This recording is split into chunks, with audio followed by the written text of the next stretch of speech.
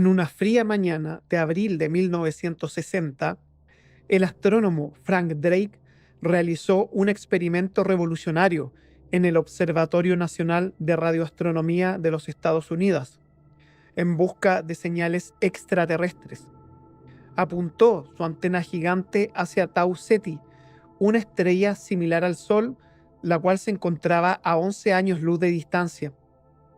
Ajustó la frecuencia a 1420 MHz y se dispuso a esperar. Su más fervoroso deseo era que, desde un planeta en órbita alrededor de Tau Ceti, unos seres alienígenas estuvieran enviando señales de radio en nuestra dirección y que su potente antena pudiera detectarlas. Drake miró con suma atención el puntero y el gráfico de tinta que registraba la recepción de la antena, cuyos irregulares espasmos iban acompañados de un siseo en los altavoces. Al cabo de media hora llegó a la conclusión de que nada importante venía de Tau Ceti, tan solo el ruido blanco de la radio y el ruido natural de fondo del espacio. Respiró hondamente y reorientó con cuidado el gran disco hacia una segunda estrella, Epsilon Eridani. De repente, en los altavoces retumbó una serie de estruendos, mientras el puntero registrador comenzaba a volar frenéticamente de un lado a otro. Drake casi se cayó de la silla. La antena había captado, sin ninguna duda, una fuerte señal artificial. El astrónomo se quedó tan pasmado que permaneció clavado en su sitio durante un largo rato. Por fin puso otra vez en marcha su cerebro y movió el telescopio ligeramente, apartándolo de su objetivo. La señal se desvaneció, pero cuando devolvió la antena a su posición original, la señal había desaparecido. ¿De verdad había captado una fugaz emisión de los extraterrestres? Drake se dio cuenta enseguida de que captar una señal de una civilización alienígena en el segundo intento era demasiado bueno para ser cierto. La explicación debía estar en una fuente de origen humano, y en efecto, resultó que la señal había sido producida por una base de radar militar secreta. Con tan humildes comienzos, un proyecto caprichosamente llamado OSMA, en honor a la mítica tierra de Oz, Frank Drake se convirtió en el pionero del proyecto de investigación más ambicioso y potencialmente más importante de toda la historia de la humanidad. El programa SETI es el acrónimo del inglés Search for Extraterrestrial Intelligence, o búsqueda de inteligencia extraterrestre, y como se podrán dar cuenta, persigue dar respuesta a una de las preguntas más grandes de la existencia: ¿estamos solos en el universo? La mayor parte del SETI es una elaboración del concepto original de Drake de barrer el espacio con radiotelescopios en busca de alguna indicación de un mensaje procedente de las estrellas.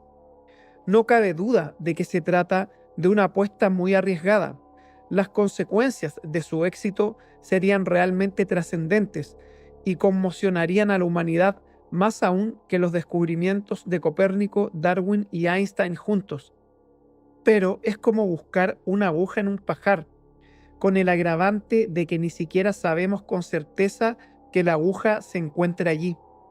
Aparte de uno o dos misterios incidentes, de los cuales hablaré en futuros videos, a día de hoy todos nuestros intentos se han saldado con un inquietante silencio. ¿Qué nos dice eso? ¿Que no hay alienígenas o que no estábamos buscando lo que debíamos en el lugar adecuado y en el momento adecuado? Los astrónomos del SETI alegan que el silencio no es ninguna sorpresa, simplemente todavía no hemos buscado con el suficiente ahínco durante el tiempo suficiente. Hasta el momento, las búsquedas solo han escudriñado unos pocos miles de estrellas, situadas a menos de unos 100 años luz. Basta comparar eso con la escala de nuestra galaxia: 400.000 millones de estrellas, distribuidas por más de 100.000 años luz de espacio. Pero la potencia de búsqueda aumenta de manera continua, siguiendo su propia versión de la ley de Moore de los procesadores, es decir, se duplica cada 1 o 2 años, gracias a una eficiencia cada vez mayor de los instrumentos y a una creciente velocidad del proceso de los datos.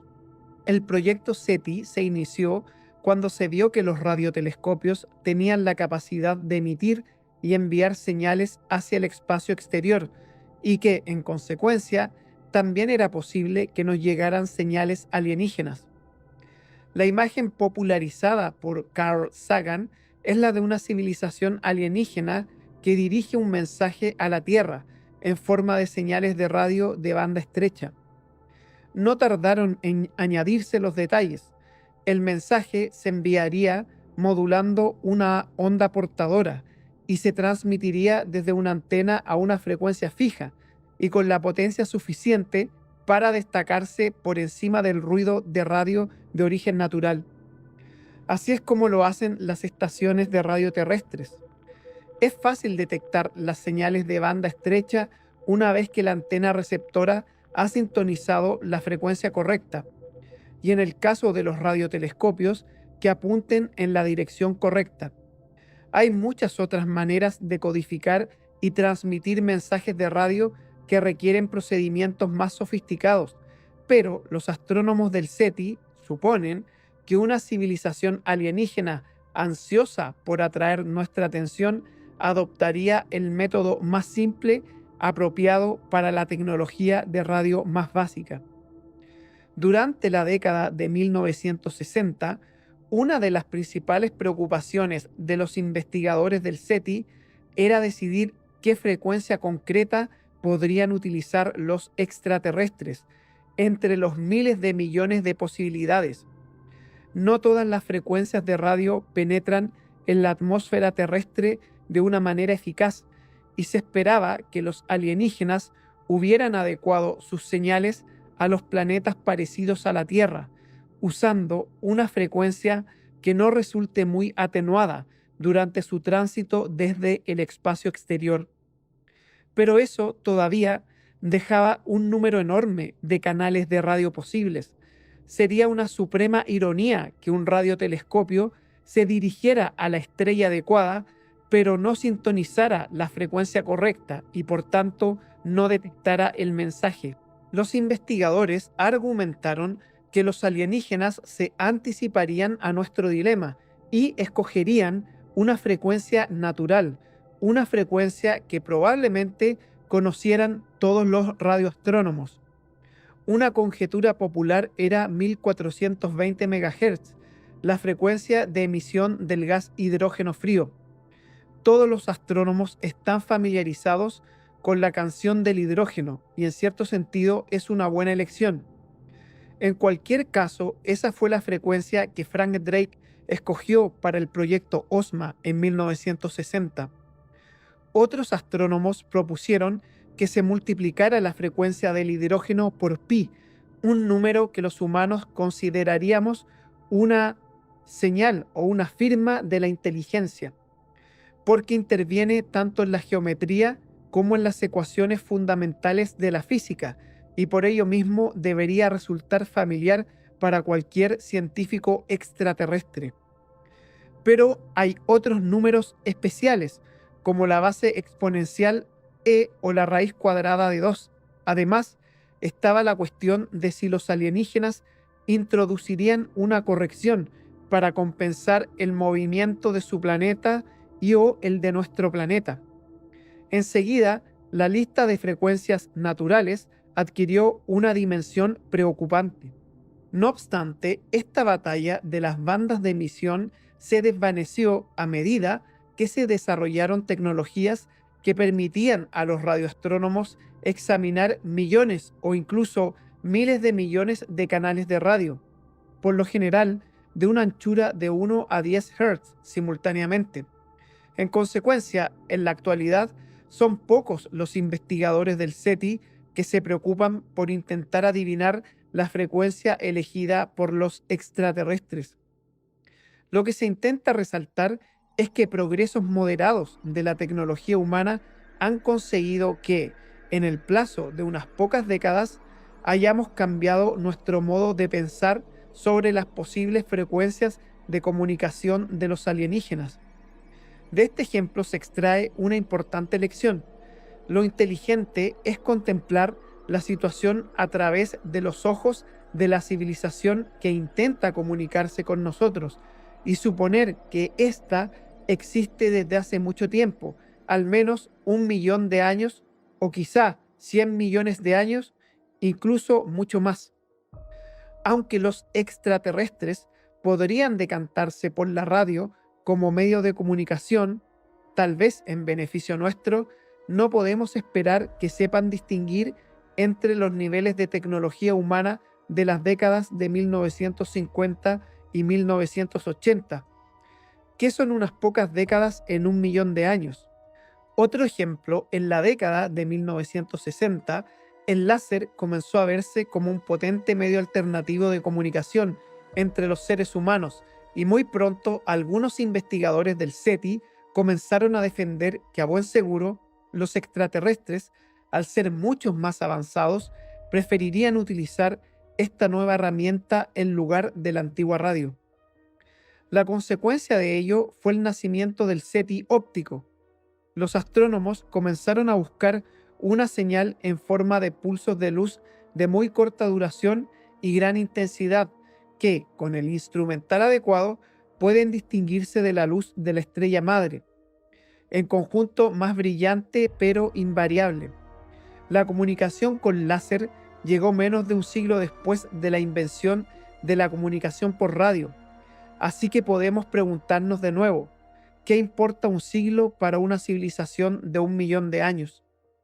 Más provinciano aún resulta el SETI cuando se ve influido por la política humana e incluso por la economía. Una de las principales incógnitas es la longevidad de una civilización que busca la comunicación. El desafío consiste en conjeturar si los extraterrestres estarán emitiendo durante siglos, milenios o aún más tiempo. Durante la Guerra Fría, muchos de los defensores del SETI argumentaron que el desarrollo de la comunicación avanzada por radio conllevaría desarrollos tecnológicos de un nivel similar, como el armamento nuclear. Como nuestra sociedad se hallaba entonces bajo un grave peligro de aniquilación nuclear, estuvo en boga defender que, de modo parecido, las civilizaciones extraterrestres no podían durar demasiado. Tendrían su propia Guerra Fría, que al cabo de algunas décadas se volvería caliente y haría que dejaran de emitir. Cuando la Guerra Fría de la Tierra acabó, las preocupaciones políticas humanas viraron hacia el medio ambiente y hacia ahí se dirigió la forma de pensar en el SETI. Actualmente, el tema más candente para muchas personas ya no es la guerra nuclear, sino la conservación ambiental. Transmitir potentes ondas de radio a través de la galaxia requeriría un proyecto de ingeniería a gran escala que tragaría enormes cantidades de energía. No deberíamos pensar que una civilización extraterrestre avanzada ajustaría su tecnología para minimizar su impacto ambiental. Tal vez sí, pero esta línea argumental se hubiera recibido con escepticismo en la atmósfera política de la década de 1960, y cabe la posibilidad de que se considere irrelevante de aquí a un siglo, cuando los problemas ambientales sean sustituidos por otro tipo de preocupaciones. No hay razón alguna para suponer que una supercivilización de 1 millón de años tenga un problema de conservación. Podría tener otros problemas, desde luego, quizá algunos que ni siquiera podemos imaginar, ni podríamos entender si nos los contaran. El SETI es el proyecto a largo plazo por antonomasia y sería necio fundamentar en exceso nuestra estrategia de búsqueda en la moda política del mes. Intentar adivinar las prioridades políticas de una civilización extraterrestre es un juego inútil. Igualmente inútil es jugar a hacer conjeturas sobre la economía alienígena. Fijémonos, si no, en la novela La Guerra de los Mundos de H. G. Wells, en la que los marcianos, hartos de habitar en un planeta inferior, deciden mudarse a la Tierra. Wells dibuja una imagen aterradora de unos alienígenas codiciosos, con una tecnología mucho más avanzada que la humana, que miran nuestro planeta con malicia. Wells escribió su relato en la década de 1890, en el punto más álgido del Imperio Británico, cuando el poder y el dinero se medían en acres de tierra, toneladas de carbón y hierro y cabezas de ganado. Los ricos construían ferrocarriles, poseían grandes barcos, minas de carbón, cobre u oro, y compraban grandes extensiones de pastos. En suma, en la época victoriana, la riqueza consistía en cosas físicas, así que lo natural era pensar que las civilizaciones alienígenas valoraban del mismo modo las tierras y los recursos minerales, y elaboraban planes para dispersarse por el espacio en busca de más, una vez agotadas las minas en su propio planeta. Eso era lo que más motivaba a los marcianos de Wells. Sin embargo, apenas un siglo más tarde, la economía global se había transformado completamente. En la década de 1990, Bill Gates era el nuevo Rockefeller, pero no conseguía el dinero comerciando con cosas físicas, sino con bits de información. Microsoft tenía más peso financiero que la mayoría de los países. Con la economía de la era de la información vino el SETI de la era de la información.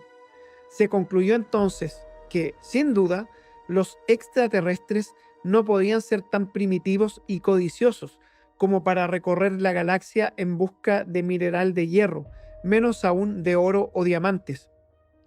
Una comunidad extraterrestre avanzada debía valorar la información. Esa sería su moneda, su fuente de riqueza. La información y el conocimiento, unos incentivos más nobles, pasaron a dominar las motivaciones de los alienígenas. La codicia por la información podría impulsarlos a enviar sondas no para obtener materias, sino para explorar y observar y medir, para compilar una base de datos, una verdadera enciclopedia galáctica.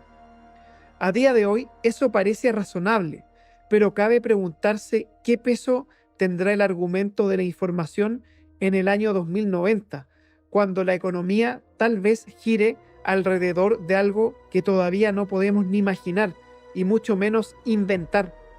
Si las prioridades humanas pueden cambiar de forma tan drástica en un solo siglo, ¿qué esperanzas podemos albergar de adivinar las prioridades de una civilización que quizá haya pasado por 1 millón o más de años de desarrollo económico? Las mismas críticas generales pueden plantearse respecto a la mayoría de los intentos teóricos por imaginar cómo es una civilización extraterrestre y cómo se comportan sus miembros. Es cierto que la historia de la civilización humana nos da pistas y que ciertos principios generales podrían aplicarse a toda la vida inteligente. El problema es que solo disponemos de una muestra de vida, una muestra de inteligencia y una muestra de alta tecnología. Se hace muy difícil discriminar entre las características que pueden ser específicas de nuestro planeta y los principios generales, si los hay, sobre la emergencia de la vida y la inteligencia en el universo. En estas condiciones puede cederse a la tentación inevitable de buscar analogías con la humanidad al tratar de imaginar cómo son los extraterrestres. Pero esa vía es casi con certeza falaz. Preguntarnos qué haríamos nosotros es prácticamente irrelevante. El enfoque estrecho y el provincialismo inherente al SETI tradicional no han escapado a la atención de Frank Drake. Nuestras señales actuales son muy distintas de las de hace 20 años, las que entonces considerábamos modelos perfectos de lo que podrían emitir otros mundos en cualquier estado de desarrollo. Escribe, estábamos equivocados. Si la tecnología puede cambiar tanto en solo 40 años, ¿cuánto podría llegar a cambiar en miles o millones de años? Esa es, en pocas palabras, la cuestión. Sin embargo, este claro reconocimiento por parte del fundador del SETI tradicional todavía tiene que traducirse en aproximaciones nuevas y radicales en el frente de búsqueda. En la opinión de algunos expertos, el camino que nos permitirá avanzar exige que dejemos de ver las motivaciones y actividades de los extraterrestres a través de ojos humanos. Pensar en el SETI requiere que abandonemos todas nuestras presunciones sobre la naturaleza de la vida, la mente, la civilización, la tecnología y el destino de las comunidades. En suma, requiere que pensemos en lo impensable. Si este video te gustó, dale like, suscríbete y compártelo en tus redes sociales. Eso me ayudaría mucho para seguir subiendo este tipo de contenido. Recuerda hacer clic en la campanita para recibir un mensaje cada vez que suba un nuevo video y comentar este y cada uno de mis videos. Nos vemos muy pronto.